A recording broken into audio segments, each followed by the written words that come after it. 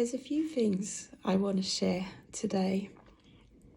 I just did a updated profile pic on Facebook, sharing some of the information. But first, thank you so much for all the birthday wishes, messages, phone calls, texts. Sharon Horrocks sent me a lovely card, and it's quite beautiful. Leo the Lion. And it actually reads on the back here, "Plant me. I contain wildflower seeds." So together with the envelope, you plant them in compost, which I'm going to do when the sun dies down a bit, because it's already about 77 degrees here. I have my high UV protection clothing on because Harvey and I was doing weights exercises, and I was struggling a bit in a t-shirt. So it says plant me, so I'm going to do that. And hopefully in a few weeks there'll be some flowers, wild flowers. So that was so special. And she also sent me the Self-Love Club Badge of Honor. So huge thank you for that. I love them, absolutely love them. I had over 350 messages. I answered them all individually this morning, which took a while, and I have a few phone calls to return. So if you haven't heard from me yet, you'll hear from me either this evening or tomorrow, but you will hear from me. I do all these things personally myself. There isn't a robot or another person sitting there doing all the typing for me. I do them all myself, so it's taken me a little while to get through. So thank you, huge thank you. I am well and truly feeling the love, the collective consciousness of connection, and just radiant and beautiful, sharing that with you. So thank you. What I wanted to share was I was so overwhelmed on Friday because I finished editing the book. And this was really hard for me. It was challenging to get up every day, come downstairs to the kitchen, do my morning routines, lemon water and gratitude list, affirmations and so forth, and open my laptop and just sit there until it was done. And so I felt like I didn't really come up for air, even though I did balance it out in between sessions, like afternoons. I pretty much passed out most days for like an hour. And then, editing is the process of reading every single word with my own eyes and making sure they were constructed properly together, spelt correctly, and just right, just my voice and what I want to share, what I want to express.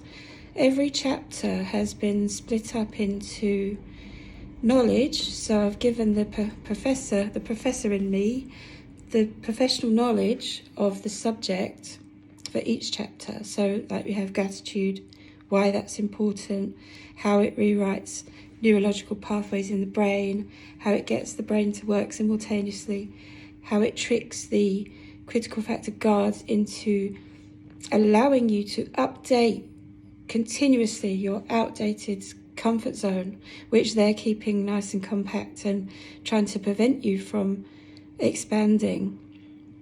How to enhance your overall state of being, wellness, through completely expanding your self-awareness so that you know who you are and you know your place in the world. You've stuck a flagpole in the ground and you've gone, this is me, this is what I'm doing, And it's very, very empowering. It's completely empowering stuff. And then the next section is the personal experience. So I've shared so much of myself in this book. Personal experience of how I learned the skill of the subject of each chapter. And then the final part of each chapter is the exercises that I've written for you, created and just been inspired to share through all the groups that I've run and hosted and been a part of, and the events I've spoken at live. Just through communication with you, I've been able to construct exercises in a fun, imaginative, childlike, really simple, magical way. And every single chapter is a tool set of things that I genuinely do for myself all the time. All day, every day, different times of the day. So there's a big section on putting it all together as well. So it's not as daunting as it sounds. It's very easy to incorporate habits. A fun fact that you didn't know about me, I was a nail biter for years. That's the habit, yeah? Nail biting is a habit. And I'm no longer a nail biter. I haven't been a nail biter since 1996. I kicked the habit of continuously trimming my nails because I was expecting a daughter. Yes, Angelica. And I wanted to be a pretty mum and able to share fashion accessories and why you shouldn't bite your nails. Now, she was a natural nail biter, and she's not been a nail biter for years as well. She did the same thing that I did. I started buying different coloured nail varnish, and I would sit there for ages painting my nails every day with a huge magnifying light that clipped onto the table. So I put my hands underneath and just paint my nails all pretty, different designs and stuff. And I really got into the whole nail thing, and it stopped me biting my nails because the more I did that, the prettier they looked to me, and it was very pleasing, uplifting. Well, Angelica did this herself, and she's not a nail biter, so that was something that I had to include every day. And so now, through transformation after transformation after transformation, I've learned so much.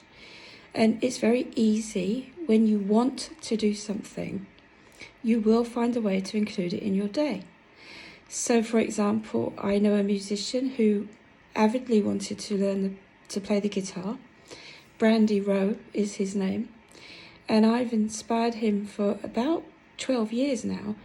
And he locked himself in his room with a guitar, didn't come up for air for about 3 weeks until he emerged playing chords. And now he's a performer and he has regular gigs and he's out the other side. And it's just basically discipline into including things in your day that you are not used to doing. It's very easy though. If it's something that you really want to do, you will find a way. So I urge you to have a look when this book comes out. It's not going to be long now because all I have to do is format it in the publishers. They've sent me the information. It's gone straight past because straight through and out the other side, passed over my head because it was my birthday and my family and we had been doing something new to us every day for the last week, pretty much 10 days, so that we had different experiences and we were sharing things. And it's been fun and just lovely, just really exciting. But the biggest thing, the absolutely biggest, most important thing that I simply must share. When I was paralyzed, it was 7 long, hard, dark years. I'll just say that again because it's really important. When I was paralyzed, it was 7 long, dark years.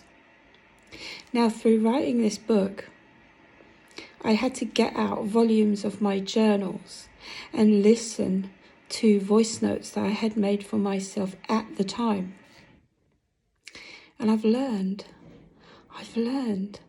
yes, I was a bit upset. I left my house one day at just after 10 a.m. in the morning in the pouring sheet, blizzard type rain on foot. I'd had an argument with my husband who wouldn't drive me, and I left on foot in a mood, in an angry mood. I was late for an appointment, so I was rushing. I even had suede shoes on because I was so bloody vain back then that I was all dressed up, and I was slipping on the ground. It was awful. 2 men jumped me. I ended up being raped, stabbed in the neck here. Had all my nerve cords severed. They jumped, stamped and kicked all over my body, blew up my internal organs, and I was dead. So waking up from that as a paralysed woman, I was a bit upset. Now, the first couple of years, I'd had the baby. I'd had Harvey, the miracle baby that had survived inside my stomach, inside my womb. He was still alive, and I refused to terminate, even though they tried to take me to court, and because they were saying that I didn't know my own mind and I was pretty much putting my life in jeopardy, having the pregnancy, carrying on with it. But because he'd survived, and my body was actually dead for a good few minutes, but he'd survived, he never died. So I wouldn't terminate his life, and I fought and fought and fought and fought and won and had the baby. So the first couple of years of being paralysed, brand new mum,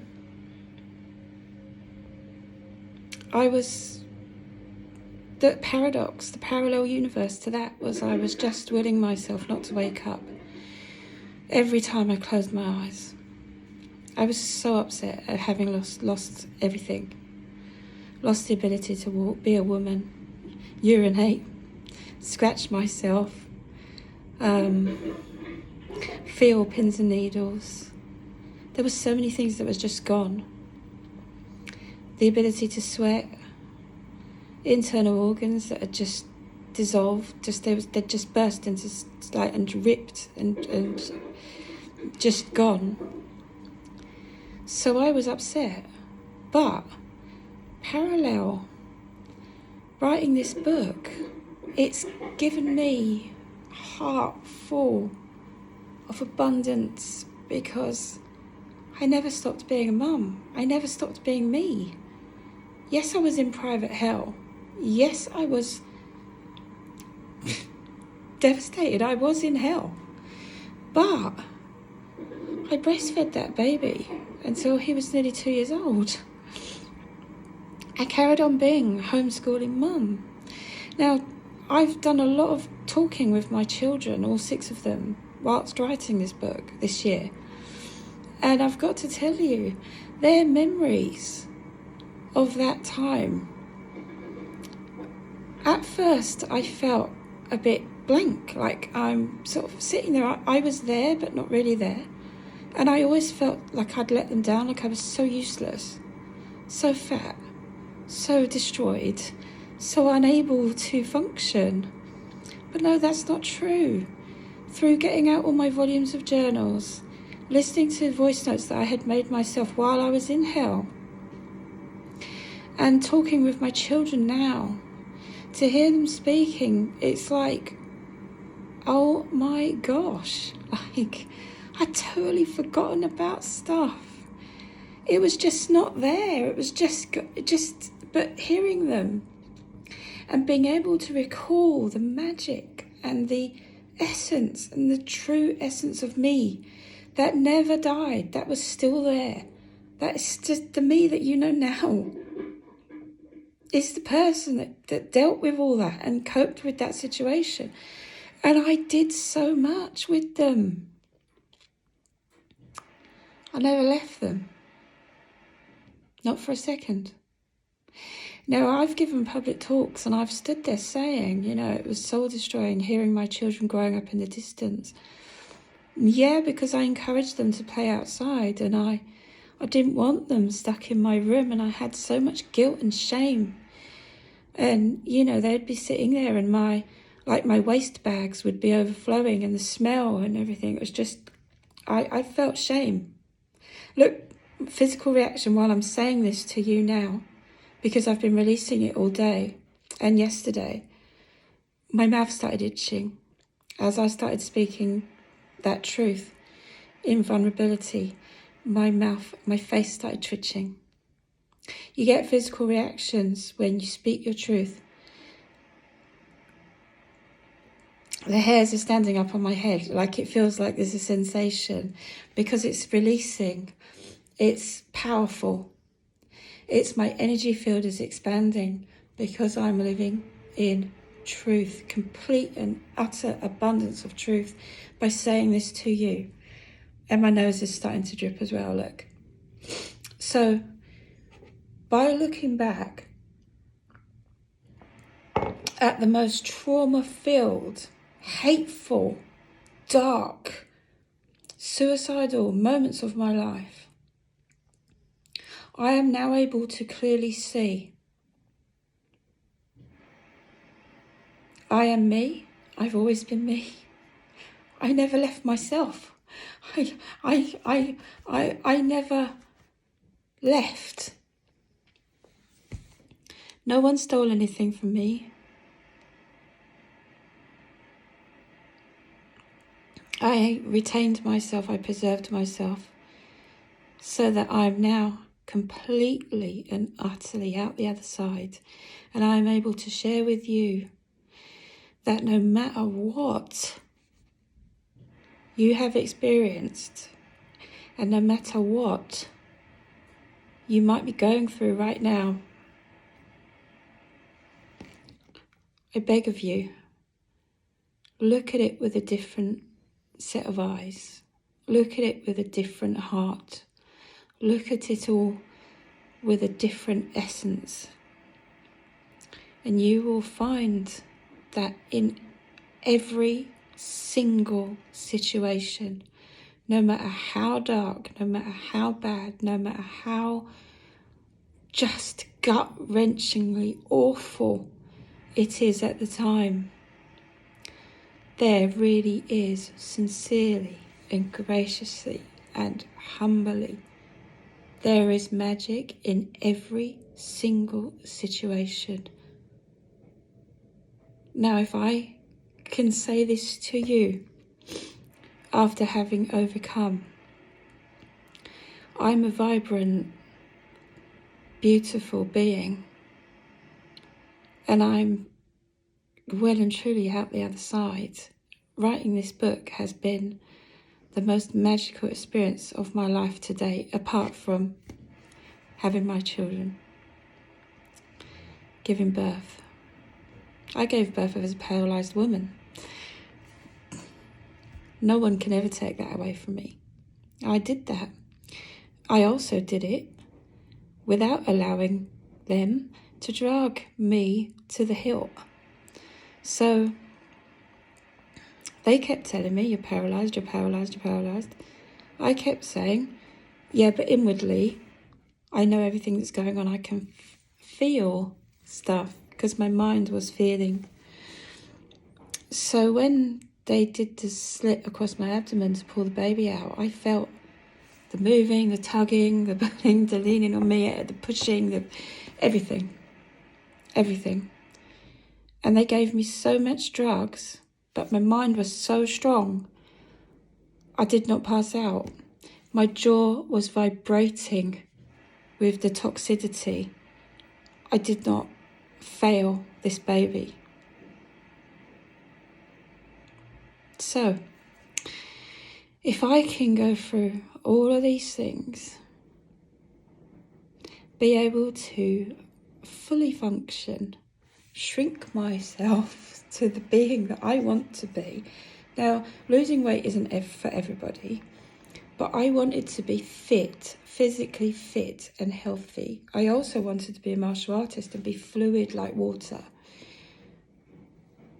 I am. I have become these things. I have learned, and I know a thing or two. I genuinely do. I'm a definite transformation that you want to pay attention to, because there isn't anything in life that I haven't really experienced. I've gone through pretty much the top 10 list of traumatic highlights that you could ever suffer. And look at me now. Look at me now. I am just so humble and thankful. Right, so my next group, Subconscious Campus, is the 15th of August. It's 12 days plus 2 bonus days, plus the sharing group, which is completely optional. You can remain anonymous, you don't have to put your name there, but the sharing group stays open. So there's some beautiful souls in there already who's done the previous courses with me. And it's just growing as a community all the time. And we are all equals. I'm your equal. I'm not better than you because I've had different experiences. And a lot of you come to me and you say, oh, my experiences aren't as bad as yours. Well, that's not the point. We're all equal. We are equal. As human beings, we are equal. I'm equal to every single one of my children. Even when they were tiny, I used to get a lot of flack for this. But I was dead adamant. No, people are people. We are all equal. No one is better than anybody else. I have met members of the royal family and spoken to them exactly the same way that I'm speaking to you now. It's absolutely true. You could ask anyone. What you see is what you get. I don't put on a show. I don't put on airs and graces. I can do those things. I can talk very much like the professional professor that I am. But I don't, because that's what's expected. And I'm blowed if I do anything that's expected in society. Never have, never will. I'm not a conformist. I've always just been me, including those years when I was paralyzed. And the thing with it is, listening to my voice, listening to my notes, my voice notes, and reading through my journals, it's empowered me a billion, million, infinite % to carry on just being me. Because during those years, do you know what I said when I was upset? I showed by my moods, by my behaviour, that I was very upset. I showed it in full when people weren't listening to me, because they didn't listen to me. They just assumed that I was mentally distraught. And because I'd had nerve damage and I couldn't really talk very well, because the nerves here were all severed. When I got stabbed here, there's a scar there. You probably can't see it, but there's a hole in my neck there. It cut through saliva glands and severed the nerves to this part of my face. So where I'd bitten to the pavement, and I've lost teeth, and I need to have plastic surgery in my mouth, but it costs a fortune, so I haven't done it yet. But there's no teeth this top side here, and there's a couple missing from this side. I've never had fillings. The only thing I've ever had done at the dentist up until then was cleaning and orthodontic work, because when I was born and then I started to develop teeth later, they were covering each other. So I had orthodontic work when I was a teenager, but that's all I've ever had. I've always had really good teeth. So this is kind of, well, it's a conundrum, because it's going to cost a lot of money to have this repaired. Do I need to have it repaired? I don't like it. It doesn't feel very nice. Eating is a bit awkward sometimes. It's like, you know, it's taught me to eat slowly and not rush my food though, so it's a good thing, it's a gift. But having that experience of being assaulted, it has given me a totally different perspective on life, and in an instant, none of us know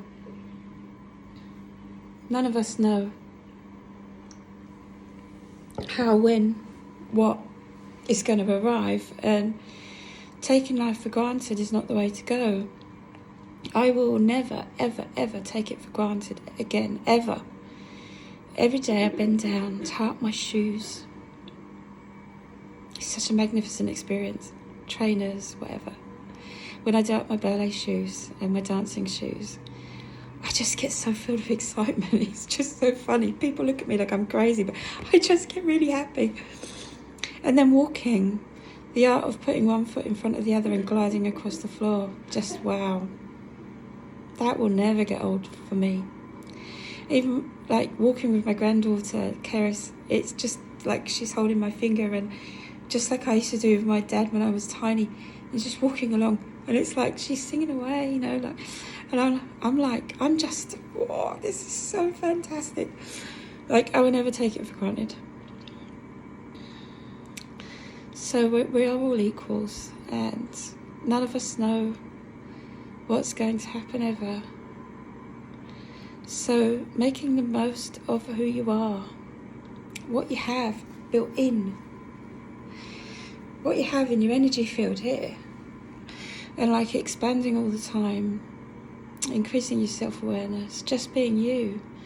Remember, to feel beautiful, you must simply be you till full.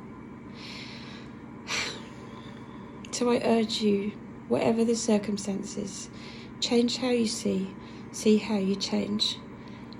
Life is very different when you look at it from different angles. And my book and my group program enable you, empower you, inspire you, and motivate you to do that. So thank you. Huge thank you for listening. Feel free to share this video. You don't need to ask, just share. If you know someone that my voice will inspire, definitely share.